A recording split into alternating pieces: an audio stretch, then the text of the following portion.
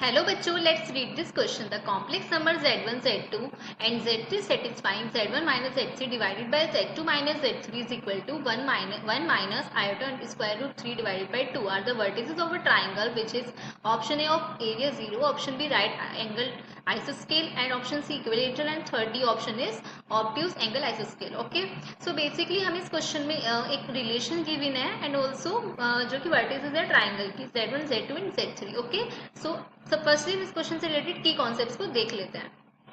Okay, so what are the basic की concept for this. So Euler form क्या होती है कॉम्प्लेक्स नंबर के लिए और कॉम्प्लेक्स एक्सपोनेंशियल फंक्शन को हम कैसे एक्सप्रेस कर सकते हैं. सो e की power i theta is equal to cos theta plus i sin theta. This is the Euler form for complex number. Okay, now also अगर हमारे पास कोई कॉम्प्लेक्स नंबर है we can express z equals to x plus iota y. So इसकी modulus value हम कैसे निकालते हैं.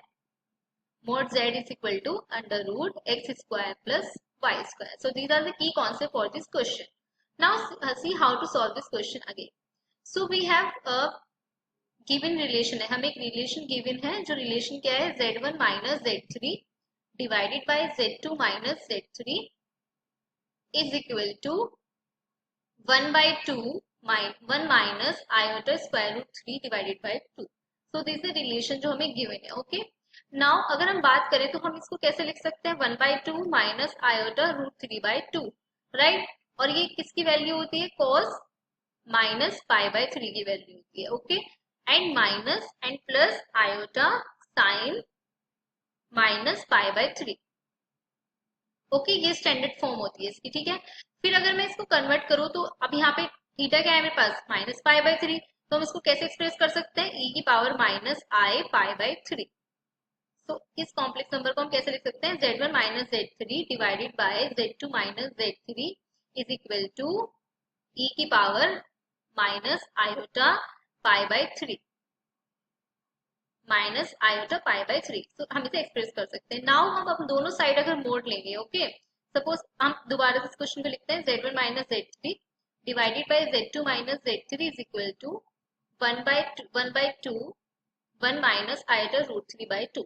अब बेसिकली हम क्या करेंगे इन दोनों की मॉडुलस वैल्यू फाइंड आउट करते हैं. तो मोड लेते हैं दोनों साइड. अगर हम मोड लेंगे z1 minus z3 and z2 minus z3 is equal to, अगर हम मोड लेते हैं तो ये x है और ये क्या है आयोटा y है. सो इसका मोड क्या हो जाएगा स्क्वायर रूट 1/2 का whole square plus root 3 by 2 का होल स्क्वायर. ओके, तो ये क्या हो जाएगा हमारे पास 1/4 plus 3/4 and this will equal to 1.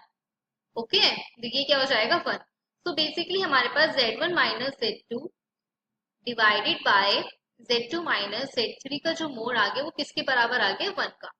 तो यहाँ से अगर हम इसको ले जाएंगे तो इसलिए क्या हो जाएगा z1 माइनस z2 का mod is equal to z2 minus z3 हमारे पास आ गया.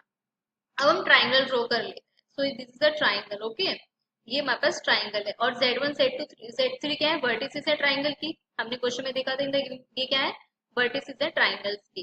So this is z1, suppose this is z1, हमारे पास ये क्या है दिस इज वर्टिस, ये ट्राइंगल है तो हमारे पास ये क्या है z1 है और हमारे पास ये क्या है z2 and this is z3. Okay, तो बेसिकली z1 माइनस z2 और z2 माइनस z3 ये दोनों साइड क्या है हमारे पास इक्वल आए हैं. ओके, नाउ अब हम आर्ग्यूमेंट देखते हैं यानी कि एंगल देखते हैं कि एंगल क्या होगा.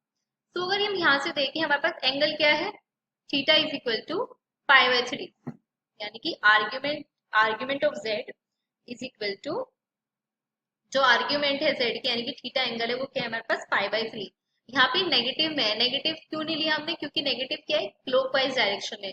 तो इसलिए हमने यहाँ पे पॉजिटिव साइन लिया, यानी कि इसलिए हमने पॉजिटिव लिया because we always take direction in anti clockwise direction. Okay, हम एंटी क्लॉकवाइज हम डायरेक्शन को लेते हैं. ओके, तो ये क्या हो जाएगा पॉजिटिव, राइट. ये क्या होता है पाई बाय 3 क्या होता है 60 डिग्री. तो आर्ग्यूमेंट हमारे पास क्या आ जाएगी 60 डिग्री. ओके, नाउ अब ये दोनों साइड्स इक्वल है तो इनके बीच का जो एंगल है वो क्या है 60 डिग्री. इनके बीच का एंगल क्या है 60 डिग्री. तो ये 60 डिग्री हो गया, दोनों साइड इक्वल है तो फिर इन दोनों बीच के एंगल भी इक्वल होंगे. सो ये भी 60 डिग्री हो जाएगा. और बाय एंगल सम प्रॉपर्टी से ये वाला जो एंगल है थर्ड एंगल है वो भी किसके इक्वल हो जाएगा 60 डिग्री ही हो जाएगा. तो बेसिकली इस ट्राइंगल की दो टू साइड्स इक्वल है और एंगल भी इक्वल है तो ये ट्राइंगल कौन सा हो जाएगा इक्वलेटरल ट्राइंगल हो जाएगा। Okay, this is equilateral triangle.